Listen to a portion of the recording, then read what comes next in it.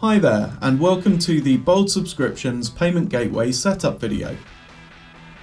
So, first things first, if you don't already have an account with a payment gateway, we strongly recommend making this your first step before setting up the rest of the app. Without having a gateway linked, you won't be able to accept any payments, so of course it's a pretty important step. When you first install the app, your landing page will be the payment gateway page.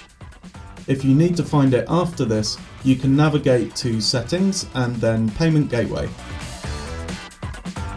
This page shows all of our supported payment gateways. You'll also find this information in a link attached to this video and in our Help Center. As you can see, you have a few options. Do shop around and find the option that best supports your business and your location. But if you're unsure which to use, our most highly recommended option is Stripe. This is super easy to set up. All you have to do is click here, choose to sign in, and then enter your Stripe login details. Your store will now be ready to accept payments. If you use Braintree or one of the other gateways listed below, there's just one step you'll need to complete before linking your account. This is entering your credit card details.